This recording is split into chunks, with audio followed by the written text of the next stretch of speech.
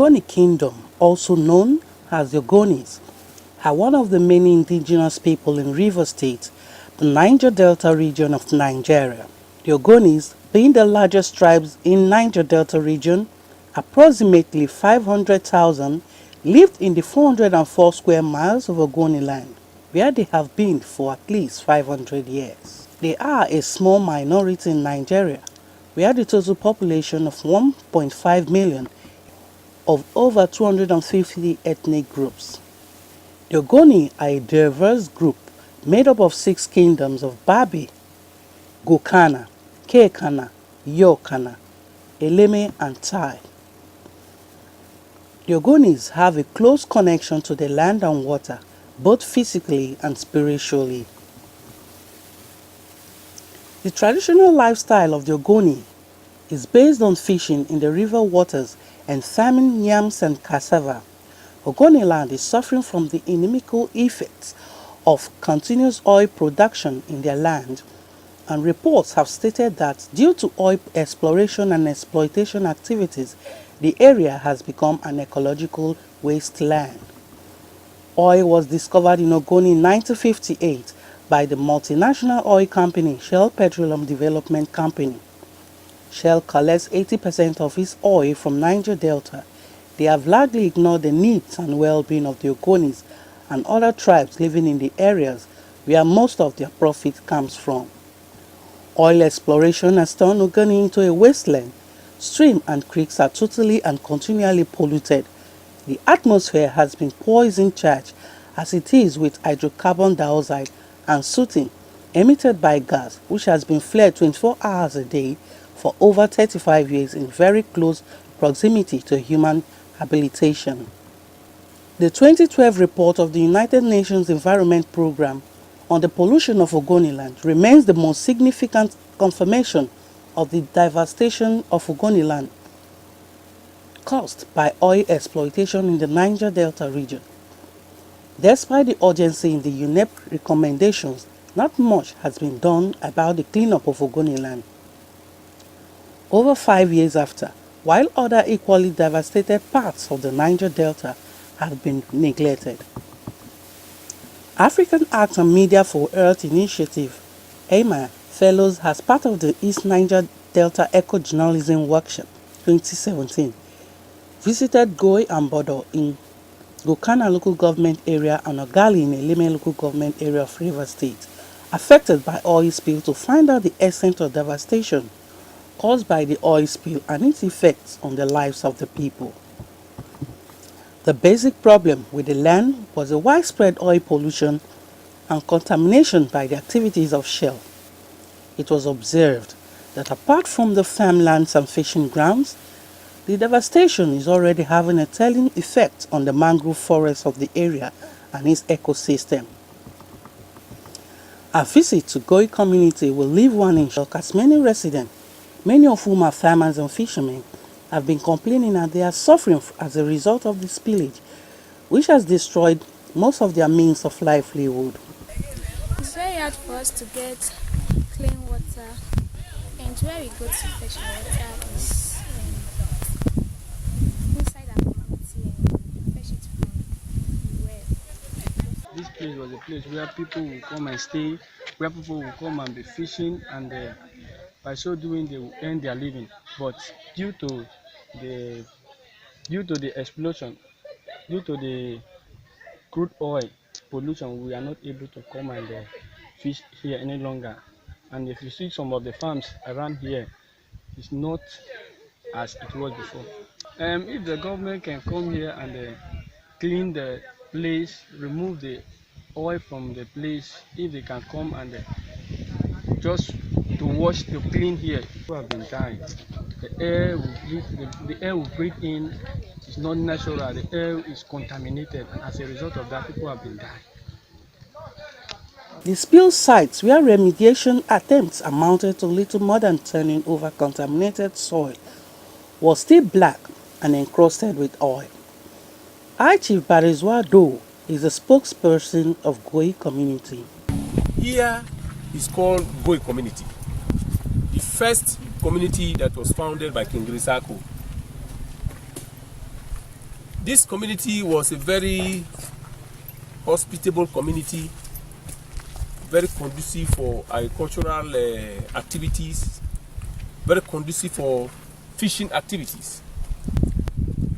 At a time when shell exploration became intensive, because of the pollution, people no longer come here to excavate the solid mineral again. Because you dive into the water, it affects human eyes. As a result of that, the issue of sand excavation here collapsed. The issue of poultry work, the poultry collapsed as a result of pollution. Our people in the Niger Delta here, we are lacking behind. We are lacking far behind. They are supposed to develop our environment. They are supposed to empower our people. But instead of empowering us, they are creating enmity among the chiefs, the leadership of the Niger Delta people. Consumption of the land by oil drilling operators and the resulting pollution has forced many Ogonis off their land. As a result of the forced removal, over 100,000 Ogonis have sought refuge in the neighboring villages. According to Chief Doe, economic activities such as poultry farm, fish farming, and crop farming was booming before the spill occurred in 2005 and lasted to 2007. If you see the vegetation of this environment in a normal habitat, you cannot view the opposite side of the creek.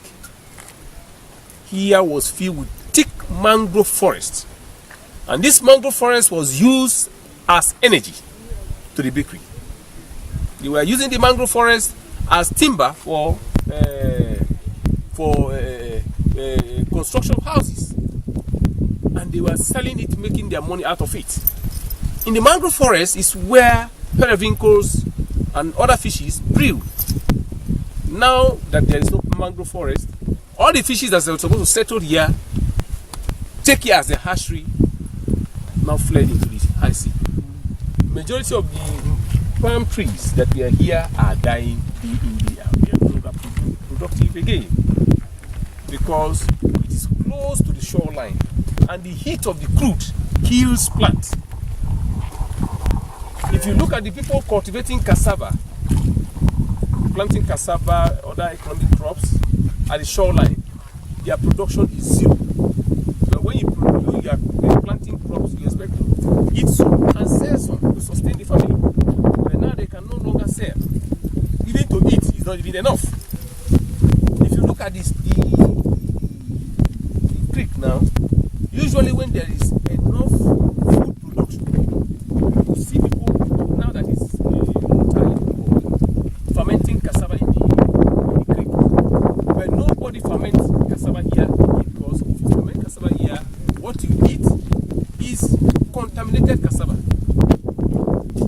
As a result of that, very few people come to ferment cassava here again. You cannot see any good things within this environment. Look at the mangoes. Look at the trees that are within this environment. They are not productive any longer.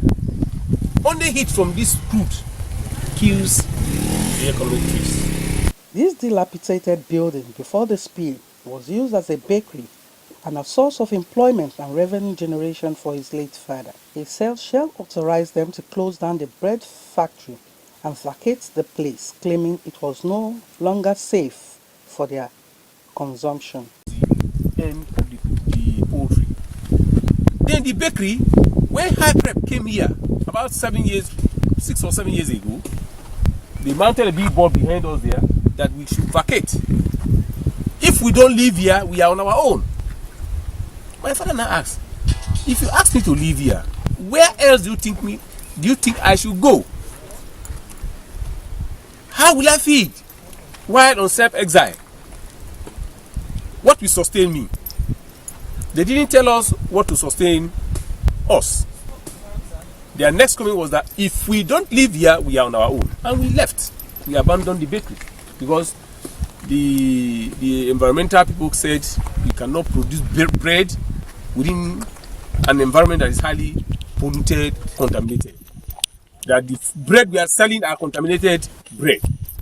And we abandoned the bakery. They didn't give us any remedy to our situation. We left. Here became abandoned. The community went ahead to fight. Fishing as a means of supplying food for the people is no longer an option. Fishing as a means of supplying food for the people is no longer an option because very few contaminated fish remained in the river.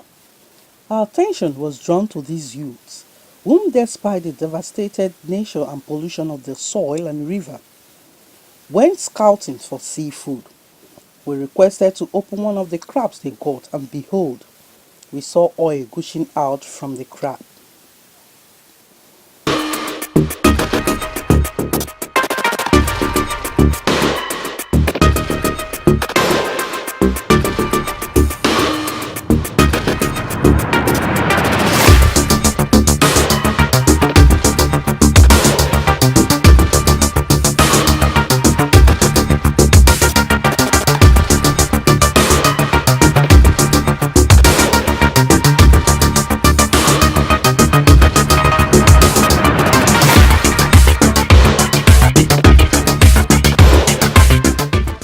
Despite knowing the fact that these seafood are no longer healthy for human consumption, the people of this community still go for them and sell same to other communities in the region. Today, if you look at the creek, you cannot see people fishing because nothing. The fish they are fishing, they are catching from here are contaminated. When they eat it, they have unnecessary illnesses. And you cannot stop them from eating it because there is no other remedy. We've been crying day in, day out that they should provide an alternative measure for people living within the coastal region. Nothing of that nature has happened. Today, the Gokana coastal community people are suffering. They are suffering. If you look at the children, they are affected. They have rashes. The women have miscarriages as a result of going to the stream, into the water to get periwinkles and other things. So on and so forth. People have been coming to see things for themselves.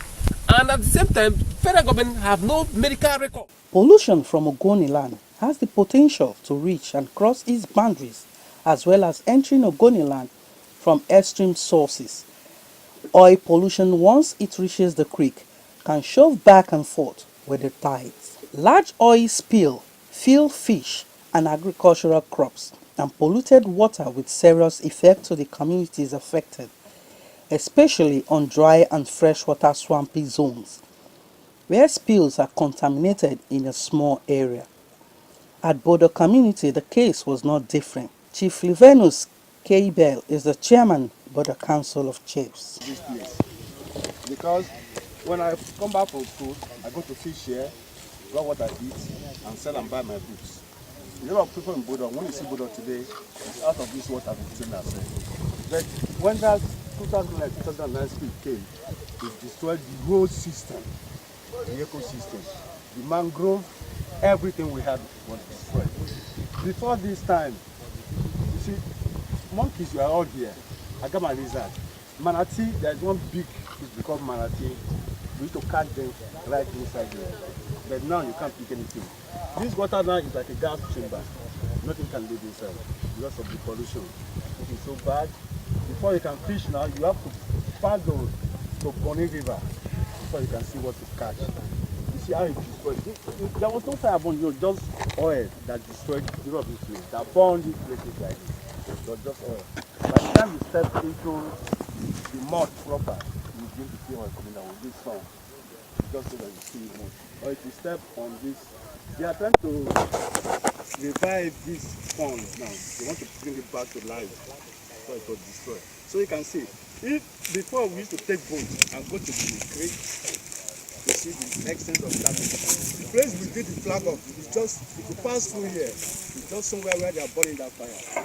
That's that is what aside. That's where they did the flag off. That is what happened. But we can take a walk down there so you can see more of what happened. You know, Bodo is about 8 miles long and 8 miles square. Bodo alone is composed of 36 villages, both the coastal villages and the inland villages. Bodo alone is bigger than the government put together. Now we share banded with Bonny, share banded with Okeka is just here, we just here, and Bonny is this way. So we are amphibious. We live on water. and on land. For me, water can't take me. I can't look for water because I'm a riverine man. I can't sing inside water. So you you can take a walk, you can even see people. What people go to look for now is firewood and this small Swimming. because they don't die in the oil. In Ogali in Eleme, people were drinking water contaminated with high levels of hydrocarbons. A community where families were drinking from wells contaminated with benzene, a known carcinogen at 900 times recommended levels.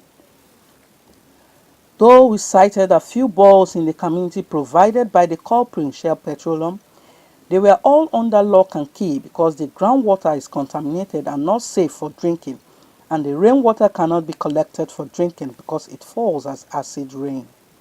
The chairman, Community Development Committee, who pleaded anonymity, revealed that they have been surviving on sachet water since the spill occurred. An environmentalist and founder, Health of Mother Health Foundation, Mr. Nimo Bassi, said the environmental restoration of Ogoniland could prove to be the world's most wide-ranging and long-term oil cleanup exercise ever undertaken if contaminated drinking water, land, creeks, and important ecosystems such as mangroves are to be brought back to full productive health. Mr. Bassi said the only opinion was for the federal government and Shell to commence without delay the remediation exercise in Ogoniland and not to infuriate the people by claiming that the pollution was caused by a third party. But in terms, if you compare that to Ogoni, Ogoni was effective. Shell was expelled by mass movements, not by any leader, by the people. And I think that's very significant. And I think this is more sustainable really, because you have a political leader or a religious leader who is reactionary, who would allow anything to happen. So it's very dangerous for the North actually to depend on leaders. Leadership has failed across the nation, across the continent. And I think the kind of movement you are building and younger people are building is to get people to take over the space. Could allow them to be the traditional rulers and religious leaders, but in terms of social movement, to forge the way for development has to be from the grassroots. And this is why personally I'm so committed to the Ogoni struggle, because it's a very prime example to show that people power can actually get something done. And no oil well can be real project. Have you ever going to open the oil well? No. That's if they clean the environment. Then that's in 30 years you can talk about it. After more than 30 years of Shell oil threatening their way of life, the Ogoni people finally organized and began to protest in 1990. The movement for the survival of Ogoni people Mosop was formed with poet Kensaruwiwa as president. Mosop developed an Ogoni Wheel of Right. Oil drilling in Ogoniland ceased in the 90s after Shell was ejected for widespread pollution and failing to help regional development. Though oil operations have ceased in Ogoniland, oil spills continue to occur in alarming regularity. Investigations revealed life expectancy in Ogoniland is less than 50 years. It is a fair assumption most people in Ogoniland have lived with chronic oil pollution throughout their lives. It is worthy of note that hundreds of spills occur every year in Nigeria, Africa's top oil producer and largest economy, damaging the environment and destroying the livelihood of fishing and farming communities in the Niger Delta region.